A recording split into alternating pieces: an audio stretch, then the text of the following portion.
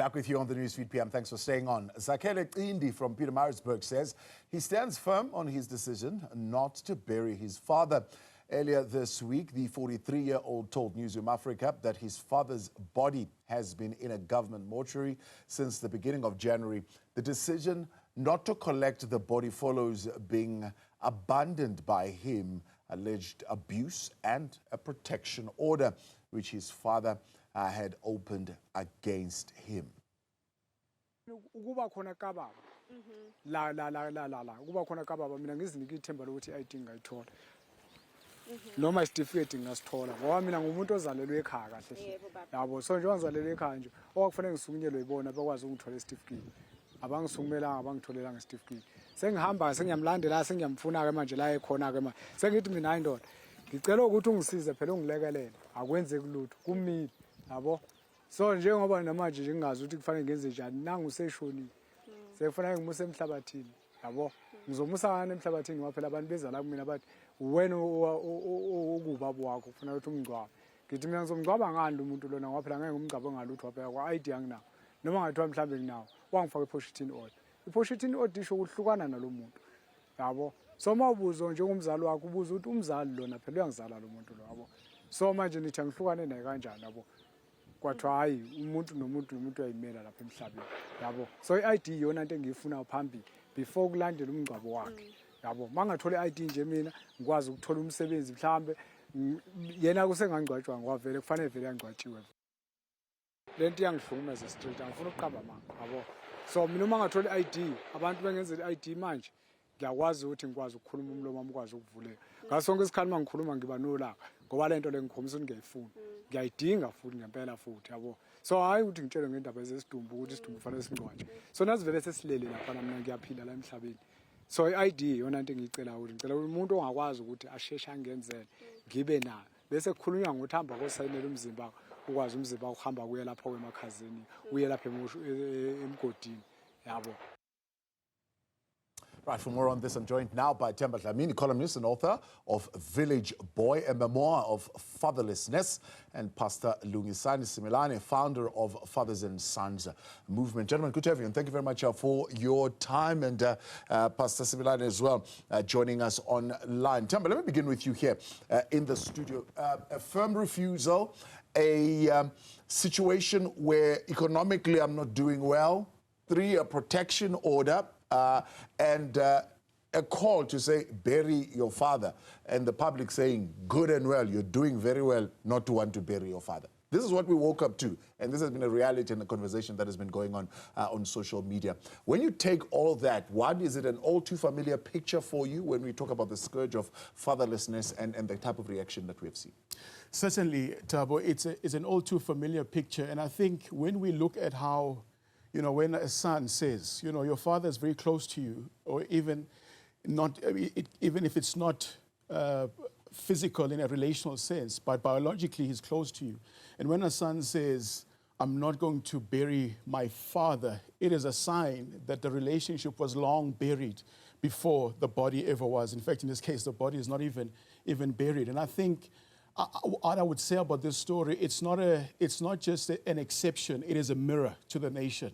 This is a pervasive story, more pervasive than we care to think, that just the scourge of the silent pandemic of fathers not being there for their kids. And when we see this is, we can easily say it's anger, but this is pain without a language. Yeah. You know, pain that has not been allowed to ventilate. And it comes across as either rebellion, whatever moralistic label you want to put on it, but it is, in essence, it is pain of not having somebody present, not having somebody to affirm you, not having somebody to guide you. And then at the very tail end, you have the responsibility of burying him without even having an ID. Your father ought to have given you an identity in that regard. Yeah. And now you're required to go and act out all these responsibilities when he left you in the lurch while he was still alive. And I think it's definitely a mirror to the nation. Pastor Simelane, are you all sympathetic to the plight of this young man and what he's battling with when it comes to paying respect to a father that has put a protection order on him and has not even helped him to find footing economically? Thabo, good afternoon, and thank you so much for the opportunity. Firstly, I would like to send our condolences to our brother Zakhele and also to the family involved. This is really one of the sad situations that could ever happen in our country, where we find ourselves, the son is not willing to bury his father. As one of the guests has said, really this is the painful moment. He's going through a lot. I've managed to communicate with him in terms of ensuring that psychologically, mentally, we are also on the ground providing counseling, providing mental health support, because we, as an organization, we also got psychologists that we work with, ensuring that such instances, when they come through, we're able to help in that regard. It's so unfortunate, really, it touched all of us. We wanted to go all out and be willing to help any way we can. We are still following on the story, still working closely with our brother, Zakhele. Also, before I come on air, I called him, I provided even counseling to say we're with him. We will be able to see as time goes on what we can provide in terms of emotional support, because emotionally is not okay. Psychologically is not okay. He needs counseling, proper counseling. Hence, that's why our organization is always in connection with professionals in terms of providing such service. Yeah. Now, in one of your articles, you talk of a common thread globally, locally, personally, as well as historically. Now, let's take the first aspect. This refusal, firm refusal. What is the common thread there? Are you saying, is it anger, or as the pastor says, maybe emotional and psychological trauma? But also, when you then listen to the story further, is it a desperate cry for also economic release and emancipation? What is the commonality in thread that you say you'll find this everywhere globally, you'll find it locally, you'll find it at an individual level, but it also has a historical background to it? Sure, definitely. I think it has a historical background, and I would say in South Africa there is a unique historical context within South Africa. I think I was standing at KwaZulu Museum in December in Jabundlovu Street, just doing some research for a book I'm busy writing. But in there, I stood seeing things like the poll tax of 1906, you know, the hut taxes and that sort of a thing. That's where the root of it comes in, where you have land dispossession, you have a situation where men are forced to pay these taxes. What do you need to do? You have to leave. And so absence was actually legislated, and it became the definition of what it looks like to be a man, to be absent. Now, here's the problem, is that what is left behind in that context is the absence of the fathers to be there to do proper formation and just raising their kids in a way that enables them to be good, responsible members of society. And when we say it is a global phenomenon, so globally, yes, it's true, it is happening. Just like poverty happens globally. But in South Africa, I mean, we have over 60% of kids in this country, according to stats that say, that grow in homes without a father. And what the global stats help us with, you see the ramifications of what happens when children grow up without a father. The chances of them being involved in violent crime, in domestic abuse, in dropping out of school, and also being poor. Poverty increases astronomically in homes without a father. So that's the global thread, if you like. But there is a unique challenge in South Africa that is historically created. If I may use this as an example, with that statistic of 60%, when you start looking at the granular details of it, when it comes to white people, it's only 15%. When it comes to colored, or so previously called colored population, it skyrockets to 50%. When you get to the African black child, it goes all the way to 70% of black homes are growing up in homes without a father. Pastor Simelane, staying with that, I mean, the firm refusal. How do you get him over the line? I hear you're saying you're walking with him hand in hand and you're taking him through this, even via counseling. But how do you get him over the line over this contestation that is currently at play right now, where he says people are saying, even culturally, it's your obligation, it's your father. And he's saying, well, if he had capacity to father, he surely didn't show it to me. He showed it to the other family where he was. So how do you get him over the line of this firm refusal? And should there be an expectation that he fulfills that obligation? Thank you, Thabo, for that. In fact, today we managed to get a breakthrough from him in terms of while we were communicating, to say he's now willing to do something about the situation. But also, I was not neglecting the fact that he also has his concerns around the ID. That's why, hence today, as an organization, we managed to get hold of Home Affairs and see how best we can assist. Because as we're listening to his story, Thabo, there are so many things that involved. We need to do more than providing counseling. We need to be doing actions. So today we managed to get the breakthrough in terms of he finally agreed to say, I hear you, Pastor Simelane, and I respect what you're saying, because the only thing that we need to focus on now is him. Getting him right, mentally, psychologically. We managed today to speak some sense to him, to say, okay, we hear your concerns, not that we're neglecting what you are saying, but we want now to move forward with the story, because at the end of the day, he needs to get that ID. End of the day, his father needs to be buried, and also we need to ensure that his life continues, he get a job, etc., etc. As civil society, as communities, as a religious leader, I also feel that there's more we can do, because Thabo, before I come on air, there are so many cases, similar cases to this one. It's just that this one came through Newzroom Afrika. When we're going around the country, in fact, the province, because we're having seminars as Fathers and Sons movement, addressing the gap between the father and the son, we discovered so many things. There's so much damage that has happened to our sons. Our sons are hurting, our sons are bleeding, our sons are crying. Hence, that's why I agree with my brother there to say, that's why we see so much GBV, we see so much social ills in our country, because us as fathers are away from our sons. We are not close to our sons. We don't have platforms where we speak sense to our sons in terms of maybe having a gathering in a church, in a community, maybe in an environment that can discuss such issues. Fathers are not there. We are not there, because we even go further, Thabo, to say if the father is not there, let's introduce umalume, because abanye baba are in jail, abanye baba have passed on. Let's introduce umalume to play that father figure. Let's introduce a grandfather to play that father figure, so that we'll avoid izimo as journalists. So when you're saying you're getting a little bit of breakthrough, is he at a point where Zakhele is willing to have a conversation about burying his father?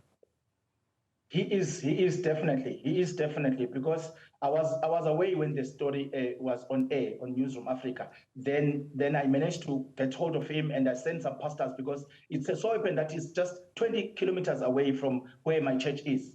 And then we managed to get hold of him. And then he finally agreed today to say he's willing to sit down and talk to us, and willing to have a way forward, to pave a way forward in terms of ensuring that his father is buried in dignity. And then we deal with this emotional healing with our psychologists, and also we are able as pastors to come close even to the family, even urge communities, because one of the roles that we play as pastors is to also ensure we provide spiritual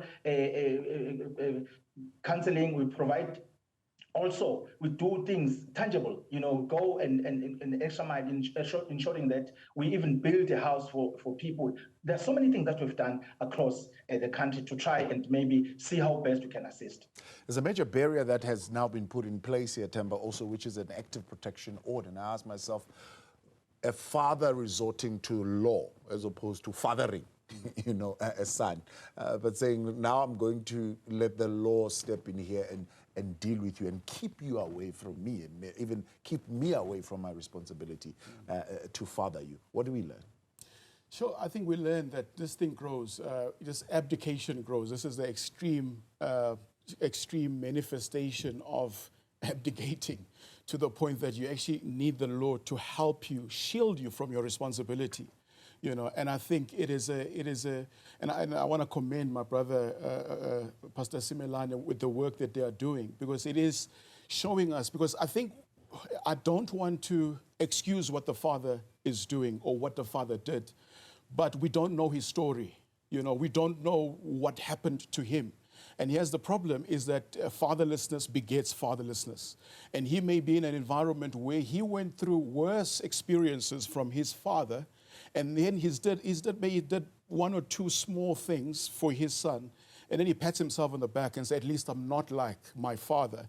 Whilst actually he was already sort of operating on a broken foundation. And whatever little sort of shack that he built in terms of fatherhood, you know, it's further perpetuating the wound to his current son. And I think there is a story. He's now late, and we cannot fully appreciate where was he coming from, what was his issues, what traumas had he gone through. While still saying that, that's just to explain, to help us explain the chaos. It doesn't justify it. It's not to say that's what fathers should do, but it does kind of invite society for somewhat of a moral reckoning of saying, how do we collectively as society realize that fathering may seem private, but ultimately it is part of the public architecture that leads us into issues. I think Pastor Simelane alluded to it earlier, things like GBV and you name it. And worst case scenario, which is an anecdote, which is a reflection of South Africa, a father now saying, look, don't come close. I need help from the courts so that I don't do my work, which is painful. A moment of reckoning for society. And maybe if we move further a little bit, yes, we are in the context of Story Zakhele, but it played out, as Themba says, Mfundisi, in public. And people began to have a conversation. And the conversation went something like this: abandoned fathers should also be abandoned. What do you say about that? Themba, I wouldn't say that, but basically, I want to appreciate what Newzroom Afrika has done, because Newzroom Afrika is just to say there are cases like this as South Africa that we must be aware of. Because if I may come in, Thabo, there to say, previously or over the years, we've been investing on the girl child. There's a lot of activities, initiatives that are initiated even in our society. There are so many organizations that are focusing on the girl child. Hence, that's why we took a stand as Fathers and Sons movement to say every month we must do something. It's a seminar, and then thereafter we are on the ground. As I'm speaking to you, my diary is full. Next week we'll be visiting schools, grade 11, grade 12 boys. We are asking them questions. This morning I went to the gym, and while I was gymming at the park, I always meet 13-year-old, 14-year-old boys coming in to play soccer there. There's a soccer field there. I ask them, where's your father? I always make sure I ask them, where's your father? How is it like living without a father for those who doesn't have fathers? And then I hear sad stories, Thabo. So I'm just saying, all in all, we can never, know the father's side of the story. We really, he's passed on.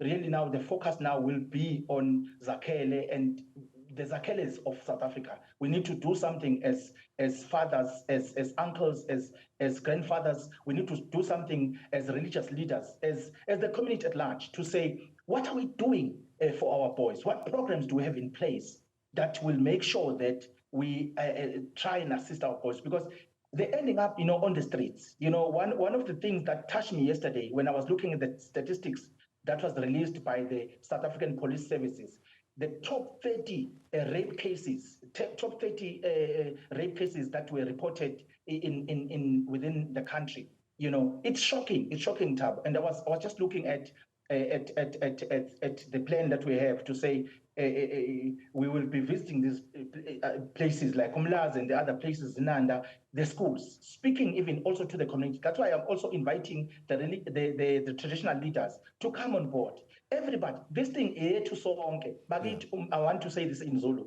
Umuntu ngabantu. We need each other. We need to fight against lesi simo esibhekene naso. Because at the end of the day, you'll take care of the girl child, but what about the boy child? Right.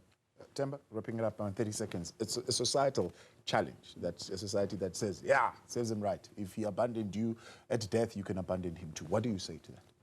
I would say it is I hear the pain behind that statement, but I would say it is okay. People can choose what they want to do, and you can't force a son to forgive. But having said that, we should not allow the absence of our fathers to define our presence. You know, how we choose to live our lives and how we choose to stem this rot, to stem this tide that is sending us in the wrong direction. We need to make a stand in the right direction. And also be mindful that when we say that, if it is born out of bitterness, what you're doing when you are acting out of that bitterness and not letting it go, you actually suspend your own healing. What you do, you actually tie yourself to the very person you're trying to disconnect from. And it becomes self-defeatist, and it continues to perpetuate a toxic environment that doesn't help us go forward. Gentlemen, I appreciate your time. Pastor Simelane, Themba Dlamini, thank you very much for coming on this afternoon.